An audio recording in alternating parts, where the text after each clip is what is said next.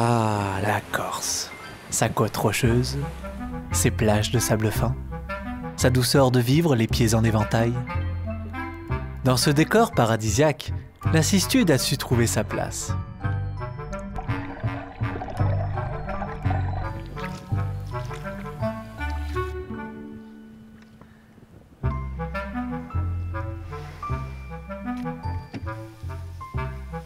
Mais si Valérie, Julie et Romain prospectent aujourd'hui les milieux humides armés de leurs jumelles, ce n'est pas pour observer notre tortue locale préférée, mais pour rechercher une voisine discrète et quelque peu envahissante.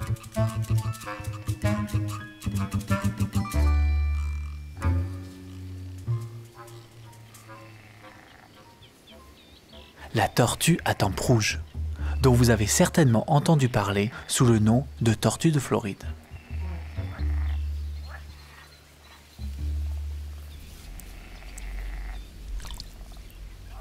Les premières observations, c'est les années 80-90 et rapidement on s'est rendu compte que c'était un problème parce qu'on en voyait partout. Et même la Corse, ça a été dans les mêmes années qu'on a commencé à s'en rendre compte. Et puis voilà, le temps que les tortues grandissent, que les gens les relâchent et qu'on se rende compte qu'elles soient dans la nature, quoi. C'est des gens qui en ont acheté quand elles étaient petites en aquarium. Et puis le problème, c'est qu'au bout d'un moment, le bocal devient trop petit, le palmier il devient inutile, on commence à la mettre dans une caisse comme ça, et puis les enfants ne sont pas contents parce que globalement, l'individu qui l'a acheté, il n'est pas content parce qu'il voit bien que son animal, il n'est pas vraiment dans les bonnes conditions. Et la plupart des gens ont voulu bien faire en se disant, bon ben il y a une tortue, on a vu un étang, une rivière, elle est de l'eau, elle a des copines, allez hop, et puis les enfants, ils relâchent dans la nature, ils sont contents, tout le monde a l'impression d'avoir fait une bonne action, d'avoir libéré dans la nature l'animal domestique, et puis le mal est fait. Un simple petit geste comme celui-ci peut paraître anodin, et pourtant, entre les années 1985 et 1997, ce sont plus de 4 millions de bébés tortues qui ont été importés d'Amérique pour se retrouver en vente dans les animaleries. De nombreuses ont été par la suite relâchées dans la nature, et parmi elles, certaines se reproduisent. Même si aujourd'hui, les naturalistes ne peuvent affirmer l'impact réel des tortues à tempes rouges sur les populations de Sistude, les études menées laissent à penser que le problème est à venir. Cette espèce qui n'avait pas l'habitude d'être présente, elle commence à prendre et à occuper la niche écologique d'une espèce qui elle est naturellement présente. Donc à un moment donné, l'espace ne se développe pas à l'infini, et à un moment donné, il y a une sélection qui se fait et c'est la plus compétitive qui gagne. Et malheureusement, souvent on constate que l'espèce qu'on a relâchée dans le milieu naturel est souvent plus compétitive que l'espèce qui était déjà présente, quoi. Et c'est là où il commence à y avoir des déséquilibres qui causent problème, et c'est à ce niveau-là qu'on parle d'espèces envahissantes. Mais le problème est planétaire.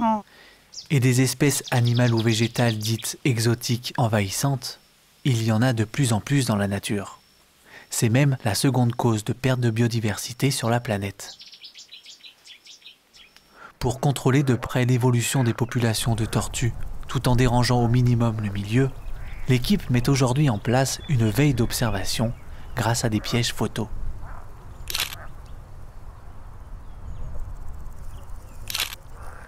On arrive quand même à voir la couleur, les formes de carapace, la taille aussi, c'est des éléments qui aident. C'est un bon outil, d'autant qu'il y a certains endroits où c'est difficile d'accéder pour pouvoir regarder à la jumelle. Donc on vient une fois, on met le photopiège sur place et là on peut avoir des informations qu'on ne pourrait pas avoir nous en étant sur place et en regardant, puisqu'on dérangerait trop le milieu et les tortues pour les voir en insolation.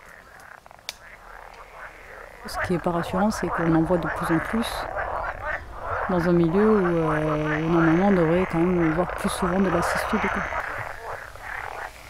Alors que faire? Nous pouvons toujours regarder d'un œil mesquin ces espèces. Mais n'oublions jamais, la tortue à tempes rouges n'y est pour rien dans cette histoire. Chez elle, dans le sud-est des États-Unis, elle est parfaitement intégrée à la biodiversité. Pourquoi n'essayons-nous pas, chacun, d'appliquer ce qu'on appelle communément le principe de précaution? Si par hasard, vous avez une espèce exotique à la maison, quelle qu'elle soit, par pitié, ne la relâchez jamais dans la nature.